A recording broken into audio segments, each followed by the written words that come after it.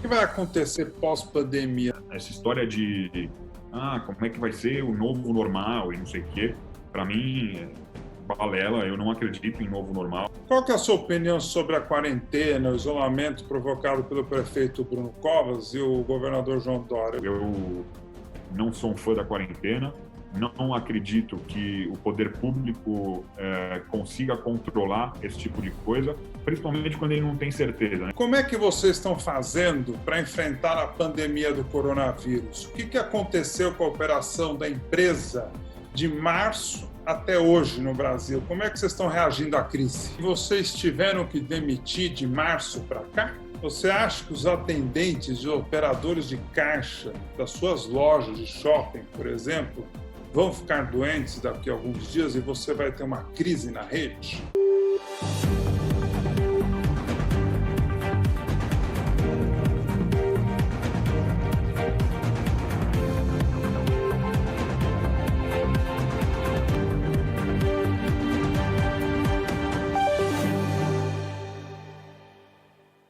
Você gosta de cuidar do seu corpo? De cuidar da sua saúde? Você gosta de consumir produtos brasileiros? Então você precisa assistir à entrevista de hoje. Meu convidado saiu do zero e chegou no topo. É um grande empreendedor que gera muitos empregos no Brasil e até no exterior. Ele apostou numa rede de fast food saudável e deu muito certo. O alimento que ele criou em 2016 é natural, nutritivo e energético. No ano passado, a empresa que ele foi um dos fundadores faturou 90 milhões de reais. Eu estou falando da Oakberry, Açaí Balls. Acho que você já experimentou ou ouviu falar, não é? Mas como será que a empresa dele está enfrentando a pandemia do coronavírus, a crise econômica, a recessão? Como meu convidado enxerga o futuro? O que vai acontecer pós-pandemia? Será que os hábitos dos consumidores brasileiros vão mudar? Fundador e CEO Georgios Frangulis, seja muito bem-vindo ao Grandes Líderes no Ping Pong com Bonfá. Bom, Marcelo, obrigado pelo convite. Prazer estar aqui. Muito bom, num período tão complexo e conturbado, poder trocar ideia com alguém que a gente sabe que vai poder ajudar e trazer pelo menos um ar diferente, que de repente a gente fica muito tempo em casa e esquece de trocar esse tipo de ideia e de ouvir opiniões diferentes. Caro senhor Georgios, a rede Açaí Oakberry tem cerca de 200 unidades espalhadas pelo Brasil, é isso mesmo? É isso, 200 no Brasil e 22 ou 23 fora do Brasil. Como é que vocês estão fazendo para enfrentar a pandemia do coronavírus? O que aconteceu com a operação da empresa de março até hoje no Brasil? Como é que vocês estão reagindo à crise? A gente teve que tomar medidas que fossem para tentar mitigar os prejuízos mesmo. Então, abrimos uma rodada de negociação com todos os administradores de shopping, né, em que a gente tem loja, uma rodada de negociação com todos os nossos fornecedores para flexibilizar os pagamentos que já tinham sido faturados e para facilitar os novos pedidos que fossem feitos também pelos franqueados, né? A gente é uma rede de franquia, então a gente foi tentando fechar a torneirinha ali o máximo possível, reduzir custo para conseguir passar por essa fase da forma mais saudável possível, e nesse caso a forma mais saudável possível é simplesmente não quebrando. Quantos empregos vocês geram? Diretos no Brasil, 1.000, 1.100. Fora do Brasil, algo como uns 300, 350. E aí, indiretos, mais pelo menos uns 4.000, 4.500. E vocês tiveram que demitir de março para cá? A franqueadora, a minha empresa, né, a detentora da marca, adotou uma política de não demissão, não suspensão de contrato, não redução de salário ou de qualquer benefício. Então, o que a gente fez aqui na franqueadora foi literalmente cortar na carne, cortar qualquer tipo de dividendo, de divisão de lucro para os sócios, eu e os meus sócios, cortar o salário dos executivos, tomar um empréstimo no banco, usar isso como a forma de garantir que a gente não precisasse demitir ninguém. Nas unidades franqueadas ocorreram demissões, mas também eu acho que a parte mais prática que os nossos governantes conseguiram oferecer foi a flexibilização dessa relação de trabalho no momento de pandemia através da suspensão do contrato, das férias, e foi isso que a gente instruiu toda a rede a utilizar aí para tentar também demitir o mínimo, e demitimos muito pouco. Se for para juntar todas as franquias e fazer uma análise em número absoluto, eu acho que muito provavelmente entre 15% e 20%, não mais que isso. E essa vai ser uma retomada automática no momento em que os shoppings abrirem, porque a forma com que os shoppings trabalham e o período que eles trabalham, né, vai trazer de volta uma equipe do mesmo tamanho que a gente tinha antes. Não vai dar para fugir disso. Então, eu acho que foram demissões que precisaram acontecer em alguns momentos para determinados franqueados, mas que muito em breve vão ser recontratados. Quantas unidades são de vocês e quantas unidades são franqueadas? São 5 unidades próprias e o resto é tudo franqueado. Então, quase 215 unidades franqueadas e unidades próprias.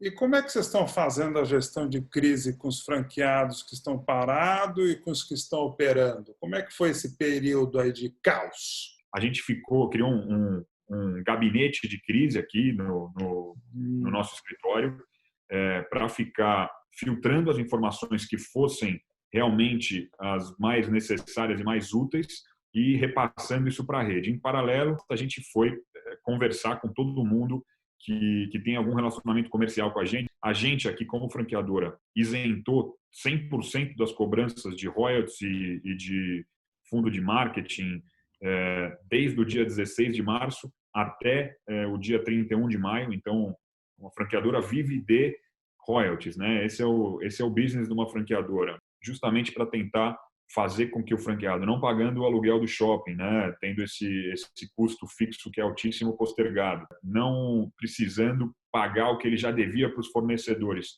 e não precisando pagar royalties e fundo de propaganda, pudesse focar na operação e pudesse principalmente não demitir, que era a nossa maior preocupação. Surtiu efeito e por isso que eu acho que a gente vai retomar de uma forma rápida e as equipes não vão ser desmanteladas. Eu acho que assim que deixarem a gente voltar a trabalhar, a gente vai voltar com força, vai voltar rápido. Qual que é a sua opinião sobre a quarentena, o isolamento provocado pelo prefeito Bruno Covas e o governador João Doria? Eles acertaram nas medidas ou deveriam ter feito algo mais radical no começo, como os outros países fizeram? Estou falando do lockdown, por exemplo. Eu acho que a gente só vai saber quem acertou e quem errou daqui a algum tempo, né? Porque ainda é muito incerto e analisando o que a gente passou em São Paulo do ponto de vista econômico e analisando principalmente a função da quarentena que foi vendida para nós, que era vamos achatar a curva para construir mais leitos de hospital para poder voltar à vida normal, né? Sempre foi isso que nos foi vendido e na prática não foi isso que aconteceu.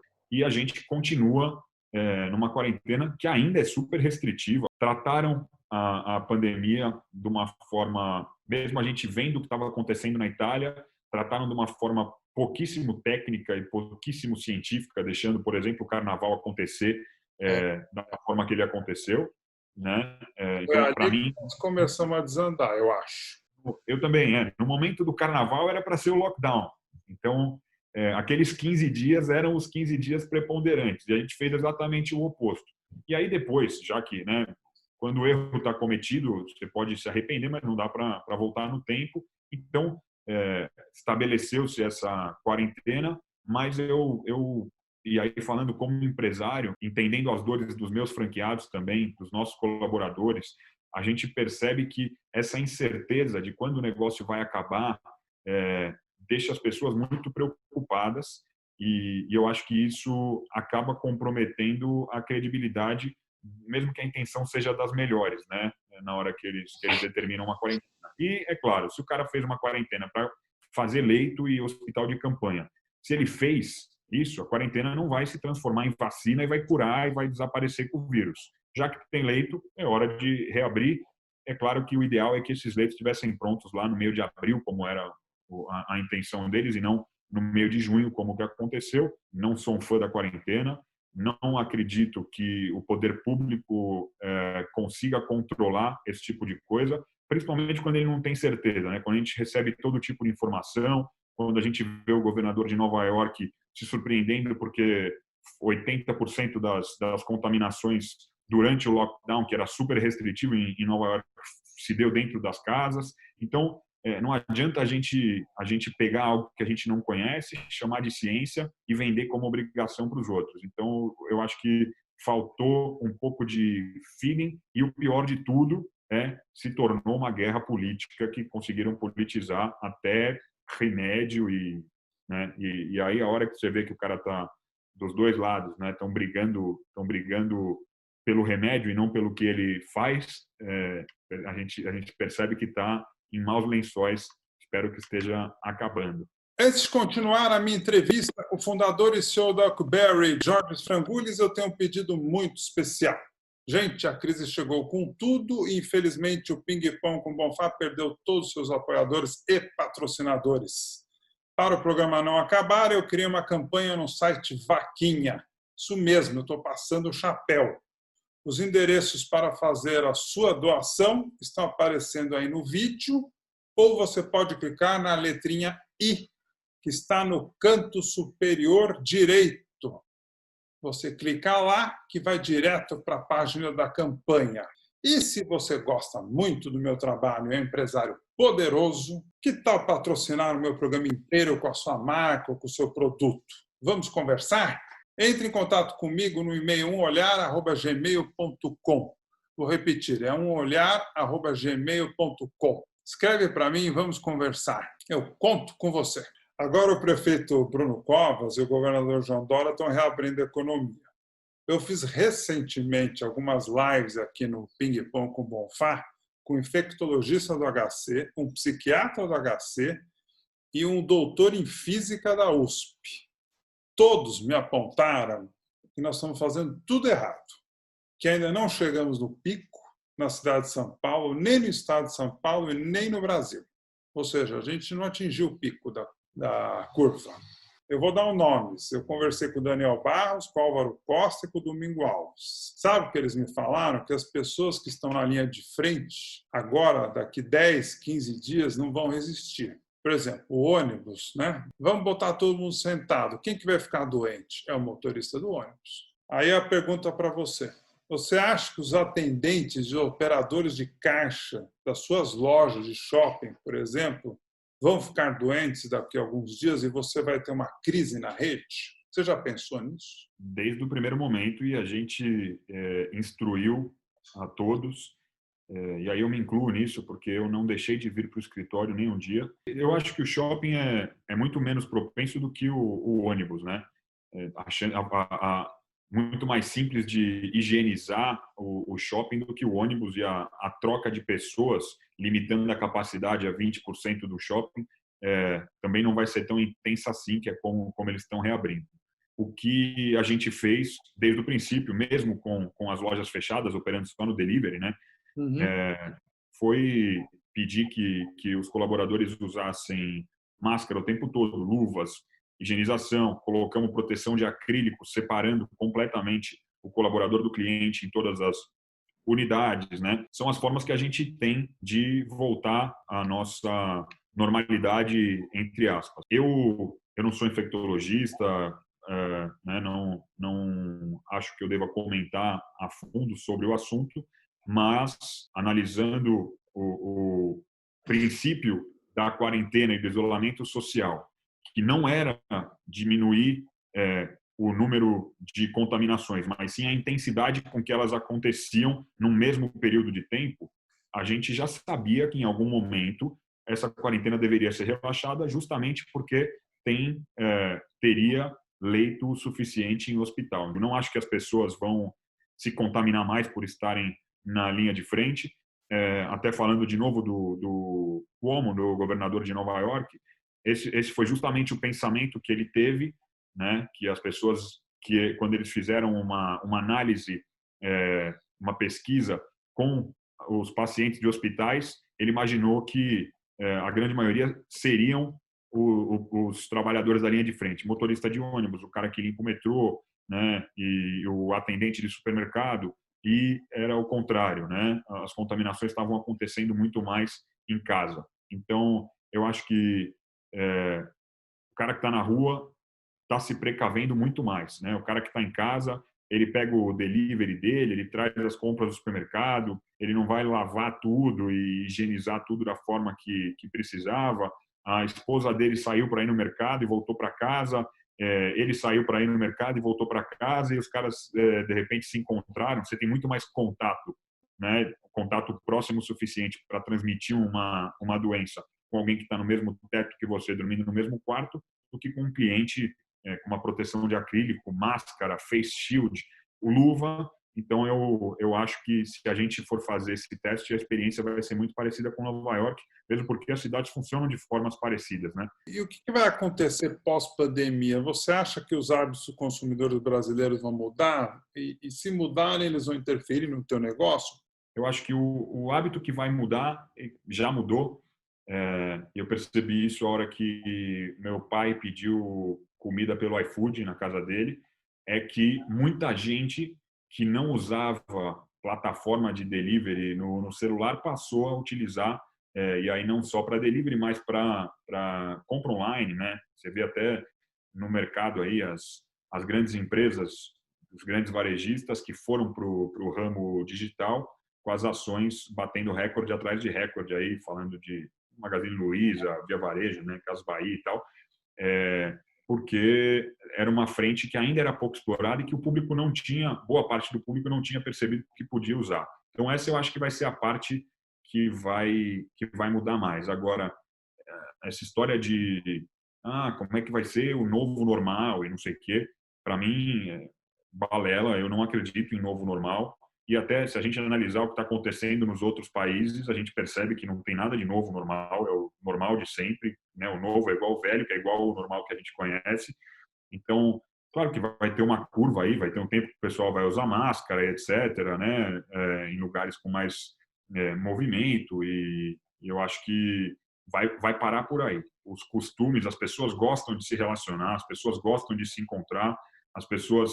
Isso é parte do ser humano, né? O ser humano vive em sociedade, todo mundo muito próximo, e eu acho que isso vai retornar tão rápido quanto nos foi tirado pelo vírus e pela pandemia. Então, eu não acredito que grandes alterações aí mercadológicas devam acontecer. A Oakberry participou do Super Bowl nesse ano. Valeu a pena esse investimento? E o que vocês aprenderam? Para mim, um sonho realizado total, porque a gente foi a primeira empresa brasileira a oferecer os produtos num Super Bowl. O Super Bowl é a final da Liga de Futebol Americano dos Estados Unidos, que é o evento esportivo mais televisionado do mundo, o show do intervalo que tem as propagandas mais caras do mundo. Então, é um super evento, é um show mais do que qualquer coisa, né? E eu acho que são várias coisas juntas, mas a gente deu sorte de ter sido convidado para oferecer os produtos no estádio do time de Miami, e esse foi o estádio escolhido para o Super Bowl nesse ano. Então, quando a organização... Foi por acaso que você estava lá, isso? Mais ou menos, né? Foi por acaso que a organização do Super Bowl conheceu a gente. Eles só estavam no estádio do Miami porque era lá que ia ser o jogo. E aí, durante a temporada, falaram, a gente gostaria de ter vocês com a gente no Super Bowl também, porque a organização do Super Bowl é toda separada, né? Eu tive que mandar as minhas informações para o FBI. Teve um background check meu e de todos os nossos funcionários, e eles têm que aprovar 3 meses antes, senão você não pode entrar no estádio como empresário. Foi algo que valeu a pena, principalmente do ponto financeiro, porque a gente foi convidado. Então, não paguei para estar lá. Claro que a gente gastou com a estrutura, com funcionários e tal, mas a gente vendeu os produtos, né?